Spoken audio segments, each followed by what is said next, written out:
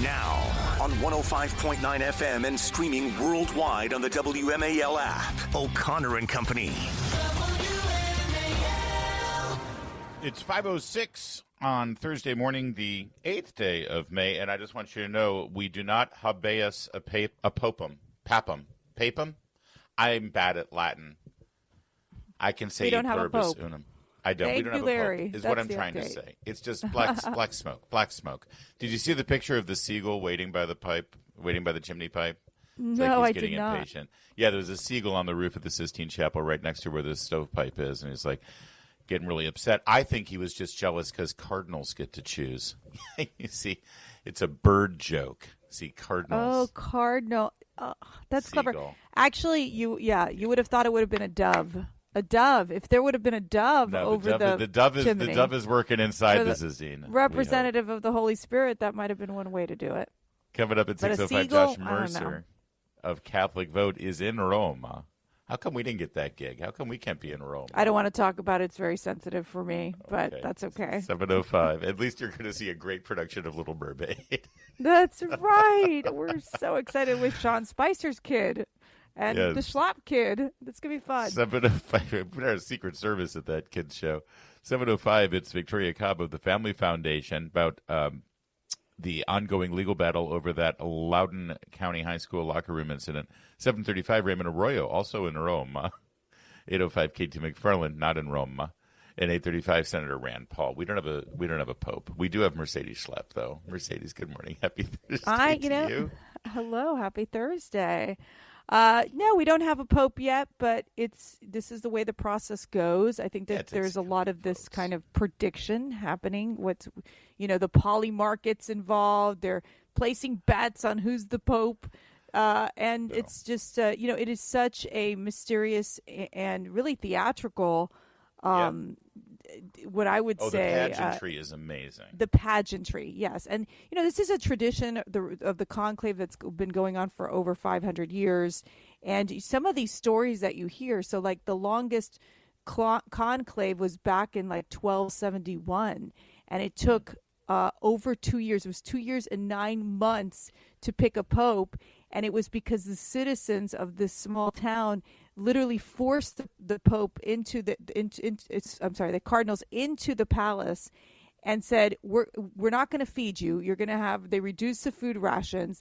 And then on top of that, then they pretty much climbed to the roof and they were protesting to basically said, we need a Pope. And then I think Pope Gregory, believe the 10th came from that. So it was, just some fascinating stories. That's back not in the Gregory day. the Great, by the way. That was Gregory the not so bad. He was not all. So he wasn't great Gregory either. the Great though. Only a few have been the Great. Did I say Leo Gregory was the Great? I said Gregory's. Did I say the Great? No, you didn't. No. You crazy? said Gregory the 10th. I was making a joke that he was not. He was Gregory, the not the Great. Oh, got it. Okay, got it. We had Gregory the Great. We had Leo the Great, and we have John Paul the Great. We lived through That is right. We lived through one of the greats. So, do you have your? So we're gonna follow that. We got a full coverage of the conclave with Josh Mercer of Catholic Vote, and then at 7:35 we got Raymond Arroyo of EWTN, and then if we hear anything during the morning, if we see some white smoke, we'll let you know. It could happen on our watch. We better be ready for. I don't think it's going to happen that quickly. That's my inside sources. Now of course you take an oath, like even if you work there as the cook or the cleaners, or you're not allowed to say anything. But my inside sources are saying that the Cardinal Erdo, he's the one from Hungary, that he has a strong block of about 30 cardinals. So his name has really popped up here. And Parolin, who is, I believe, what they view as kind of the diplomat, the Secretary of State, very close to Francis. That he also he seems to be rising as well, but we shall see. It's all a mystery, and so we'll figure it out from there. Erdo is from Hungary. I understand he's very devout. He's been fasting for quite some time. Hungry, get it? Why are you laughing? This is very serious. He's hungry. You got to make Pope jokes. No, I can't laugh. I can't laugh. Conclave jokes I can't laugh because this is about the future of our church, and it is the future of the church of the 1.4 billion Catholics across the globe. And you're cracking jokes about a seagull and about a cardinal who's hungry. Hungry. Well, it was really more of a No, joke not about funny. hungry. Not funny. You know what? He should visit the Pope from Turkey, Cardinal from Turkey, and he could satisfy how hungry he is. Okay, we need to. What meds are you on these days, Larry? I had a late night. I went to the opera at the Kennedy Center last night. Oh, how was that? So how was the opera? What was it?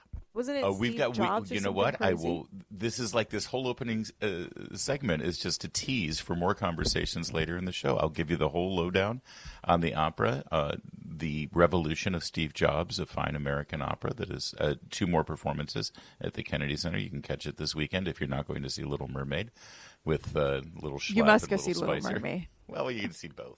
They No. Let me complement set each other. the let It's a me set the double stage. feature. Sean Spicer's kid is Triton, and then my daughter, the youngest, Lucia, who you know is the wild child of the Schlapps.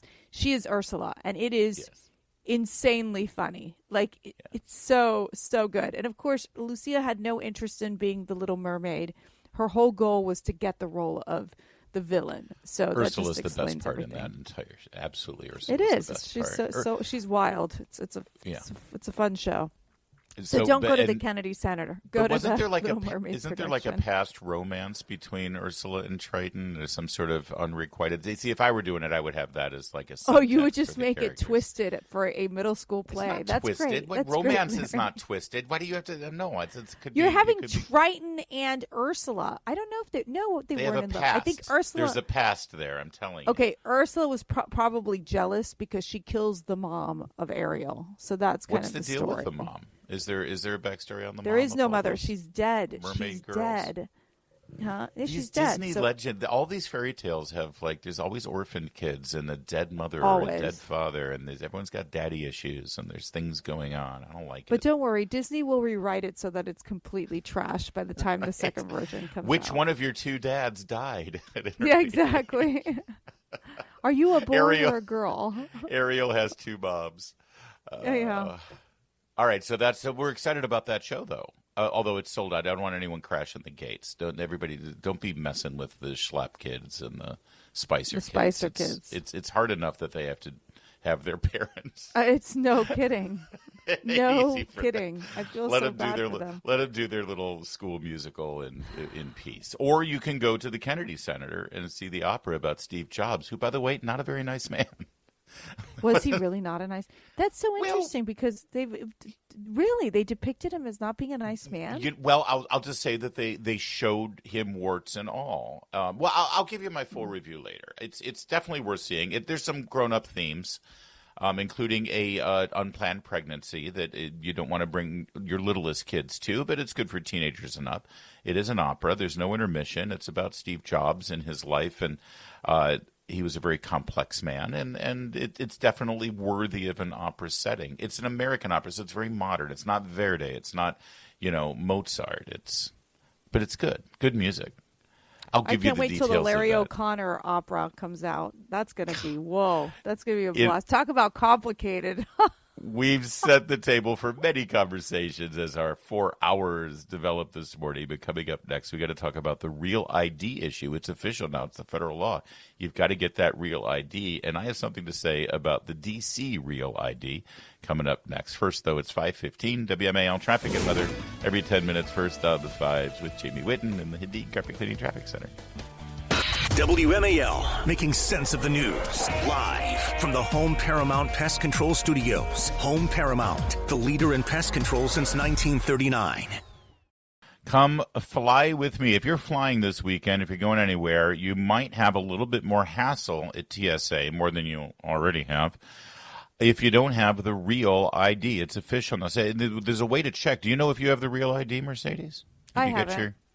Yeah. I got it the last time. Yeah, I had to renew my so license. if you look at your driver's license in the upper right, you should have a star. Also, it's going to look fancy. It's going to have like holograms and artwork and all this Makes stuff. your photo look really nice. I mean, not your It photo, does but actually. my It does photo. look like it's been photoed. No, I look fabulous in mine. I really do. So your Virginia photo ID, your Real ID, has a holographic background picture. It looks like the inside of the rotunda of the Capitol in Richmond, maybe. I'm not sure what that pattern is. It's sort of like a like a circle pattern. You see, well, you don't have your ID with you right now, but I think that's what I'm not sure what it is actually, but it looks like it's the inside of a official federal building of sorts. Okay, what's your point, buddy? What's your point? Hold on, just wait for it. In Maryland, the background image is of our very distinctive Maryland flag, the greatest state flag in the country, and that's sort of the background image. So I've taken a gander at the Washington, D.C. Real ID. So now Washington, all of the states have like a distinctive geographic or architectural image showing this is our state, this is who we are. So we're in Washington, D.C. What's your guess? What do you think the image is that they put there to represent Washington, D.C.? Black Lives Matter. Well, you're almost.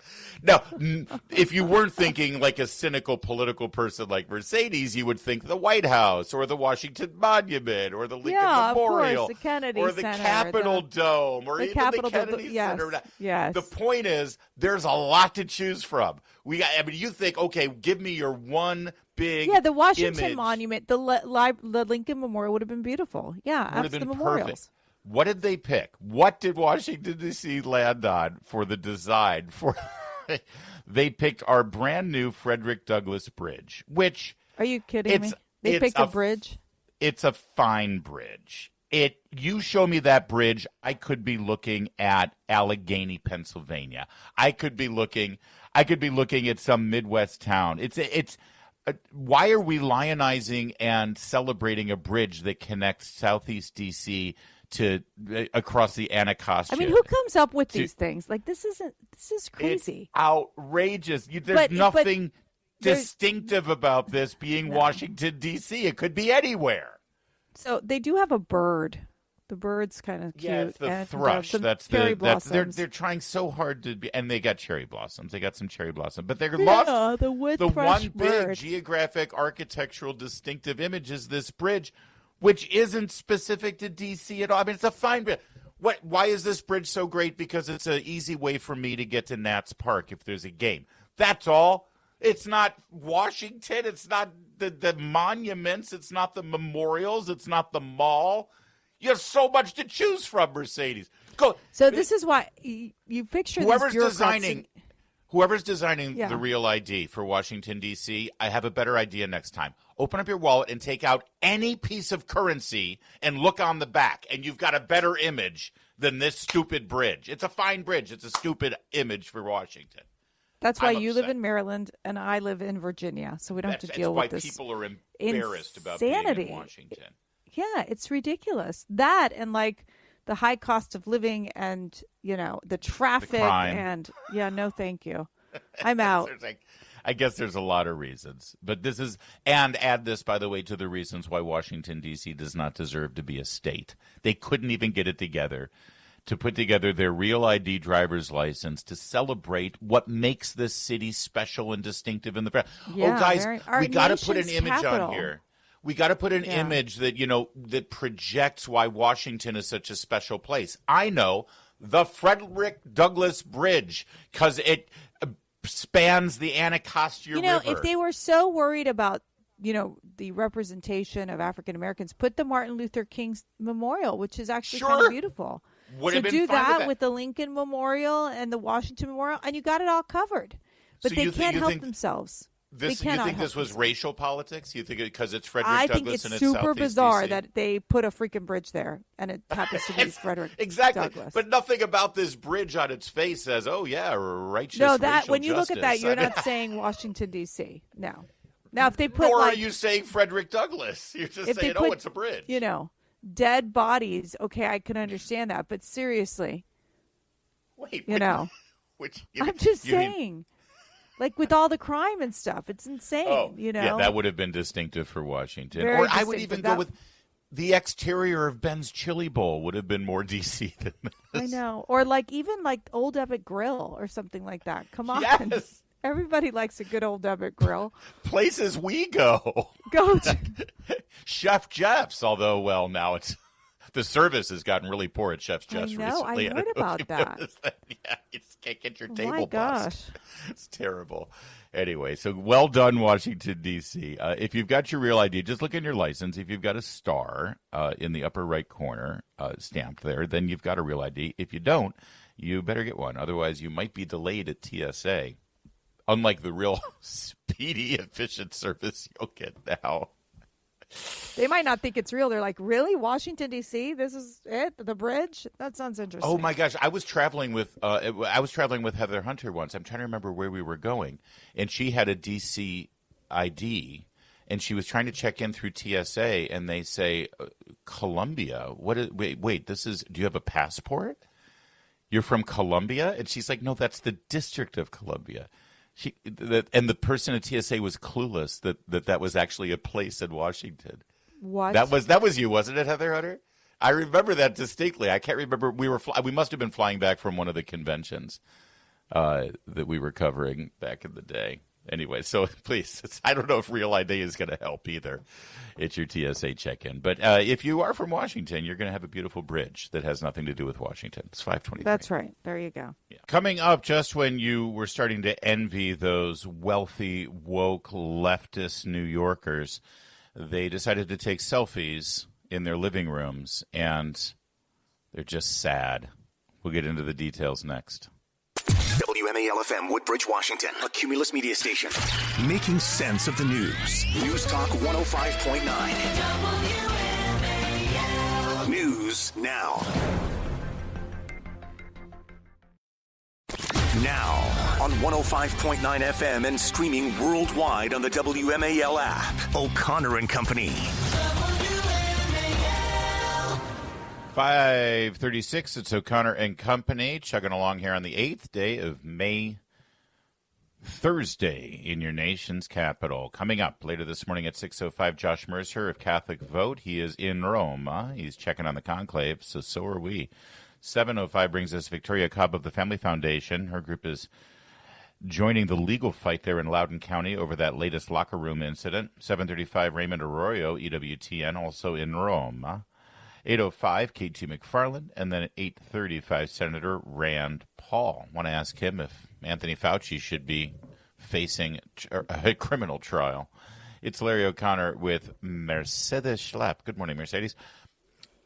I'm so distracted by this photo of Alex Soros and Uma Abedin, but maybe you can set up the story for everybody. Yeah, I'm going to do my best. I mean, we're going to talk about all of these pictures, which is always challenging on radio, but go with it, everybody. I promise. First of all, the premise of this, New Yorker magazine decided to do sort of a photo spread on what they call notable New Yorkers. It's called Powerhouses inside the living rooms of notable New Yorkers, which of course means people that are rich enough to live in Manhattan or in some ritzy neighborhood of New York.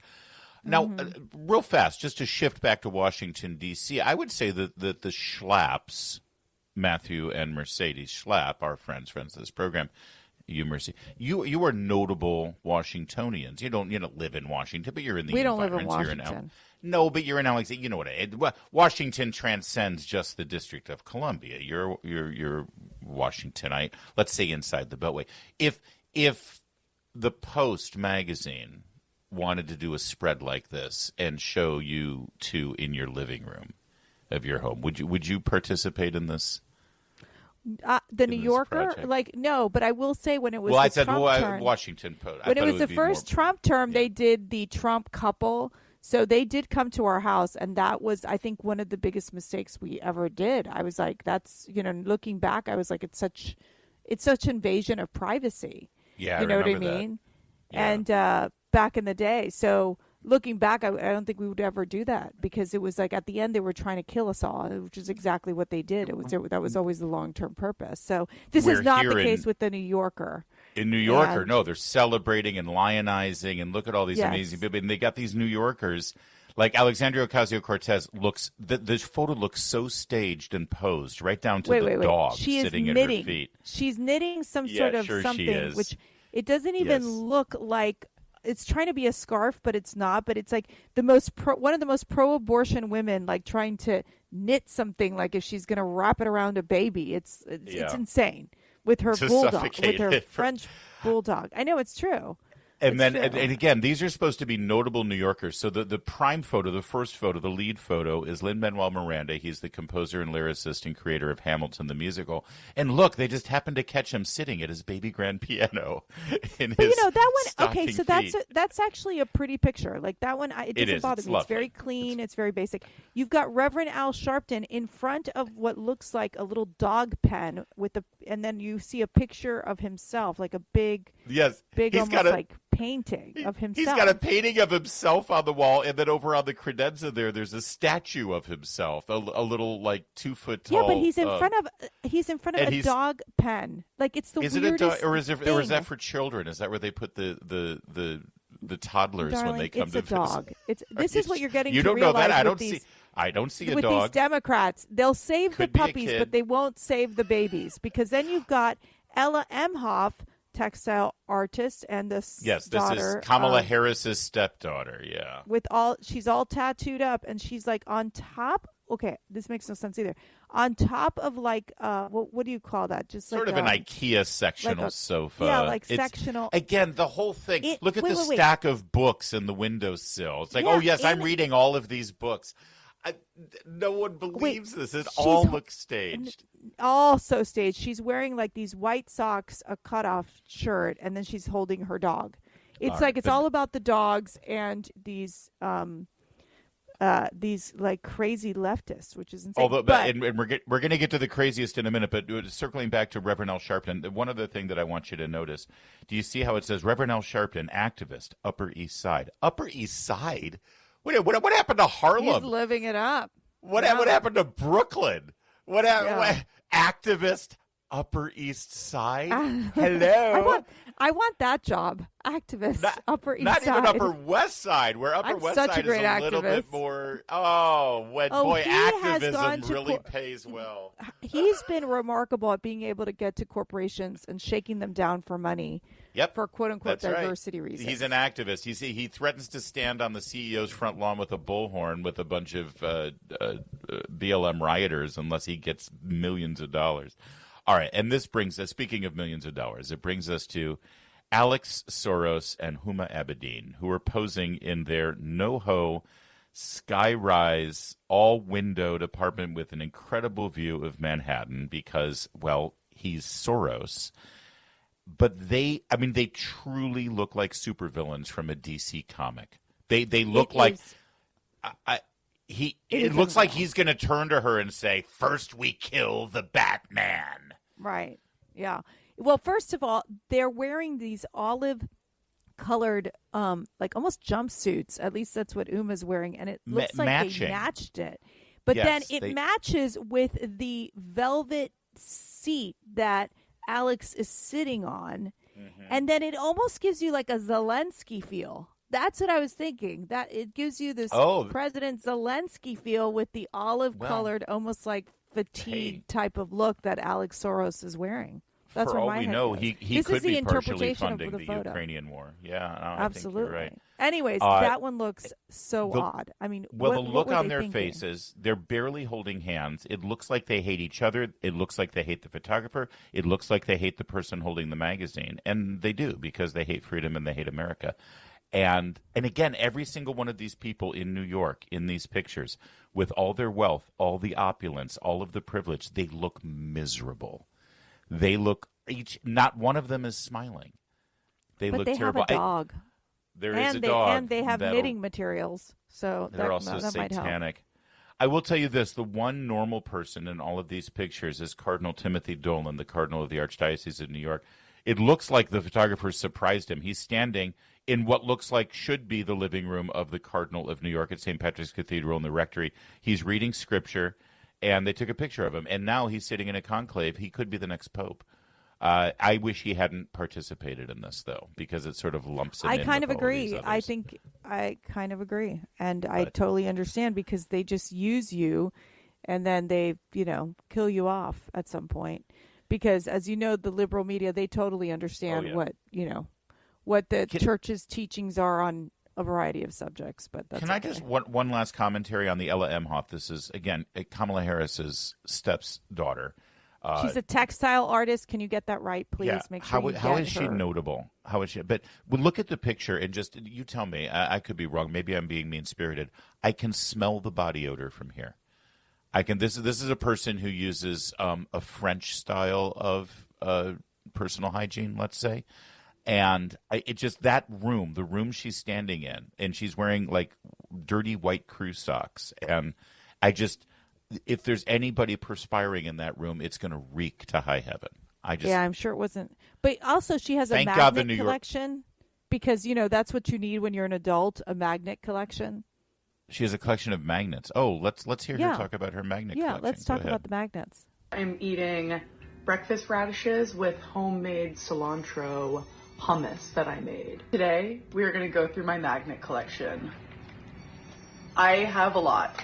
This video isn't for everyone. I know a lot of people don't care about magnets. Some of these you've already seen. You know what? She got that right because we don't care. But you know what? This is the face of the Democrat Party. This is their base. Every single one of their policies and every single one of their public facings for the Democrat Party is to appeal to this woman, this person, this 20-something, childless, boyfriendless, husbandless, angry, sad woman who collects magnets. And good on her. I'm just sad that she has a dog instead of a cat because that would have perfectly fit the stereotype. Also, take a bath. It's 5:45. WMAL traffic and weather. Was that mean? Mark Levin, weekdays 6 till 9 on 105.9 WMAL, making sense of the news. It is 5:50 now on O'Connor and Company, and looking forward to today's events. On the schedule, President Trump, 10 a.m., is expected to make a trade announcement. Last night, he took to social media and said, big news conference tomorrow, 10 a.m., the Oval Office concerning a major trade deal with representatives of a big and highly respected country, the first of many. He's so good at hyping stuff and teasing it out. Our pal, Sean Spicer, actually was one of the first people to comment on this and predict this is going to be the UK. This is the United Kingdom. He's got to deal with the UK. And now Washington Post seemingly confirming around midnight last night that President Trump is expected to announce a trade agreement with the United Kingdom today. What do you think of that, Mercedes? Yeah, I think, look, this is where President Trump, he's talked about moving forward with trade agreements, I think starting with the UK. Someone who we've had obviously close relationships with is very good news. I think you're going to see the market open up today and respond in a positive manner. Yes. And part of it, like he said, it's the first of many. So this is the goal right now, which is getting through each and every one of these trade agreements. And the way President Trump's going to do it is he's going to have the media component to it, which I think is a smart thing to do. And then on top of that, you've got Secretary Scott Bessent and Jamieson Greer, who are going to be heading to Switzerland to meet with the Chinese, and so see what happens there. That's going to be an interesting meeting as well. So this is progress. As the president said, we are in a transition period, and it's going to take time, but there needs to be better trade deals that are going to be more about free and reciprocal trade rather than what we've seen in the past, where it's like the U.S. just continuously is the one that is not benefiting from this. Well, and of course, all eyes are on China because that's the real big kahuna. And as we mentioned yesterday, Treasury Secretary Scott Bessent and U.S. trade representatives are going to be meeting with their Chinese counterparts in Switzerland this weekend. It was sort of like billed as sort of, we're going to be there, and it turns out China's going to be there, so we're going to sit down and talk. Because that screams of China trying to save face, China does this stuff all the time. It's like, we don't want a big announcement, we don't want huge expectations, we want to be able to control the narrative. Fine, just give us a deal. I also want to point out, again, today, 10 a.m. is when this trade deal is expected to be announced with the United Kingdom. We're just around 6 weeks from Trump's, the Liberation Day where he announced all of the tariffs. So it only took 6 weeks to come up with a major deal that he seems pleased with it. The devil will be in the details with one of our oldest and most important partners on the planet, the United Kingdom, separate from the EU, of course, because they're not part of EU anymore. That's kind of huge. And I think that people should just have some patience and tolerance. 6 weeks is nothing in the grand scheme of things. He announces the tariffs. Within 6 weeks, he's got his deal with UK. And now he's going to start putting points on the board. We're going to see other countries stepping up as well. And one thing about Trump, when you're making a deal, you don't want to be the last one to make the deal. You want to be up. You want to be first up at the front. of people. Yeah. Right? Yeah. And I think the prime minister brought over back in February when he did meet with the president, brought over an invitation inviting him to the UK, to meet King Charles. And so I think that there is a lot of goodwill and just in good intentions between both the UK and the United States. We'll look forward to that announcement at 10 today, and then we'll have details tomorrow on our analysis. 5:53. Coming up, we'll start our 6 o'clock hour with Josh Mercer from Catholic Vote. We just saw black smoke from the Sistine Chapel, so you're going to have to wait until the next vote if you want a pope, but we'll get into the details coming up next. WMAL-FM, Woodbridge, Washington, a Cumulus media station. Making sense of the news. News Talk 105.9.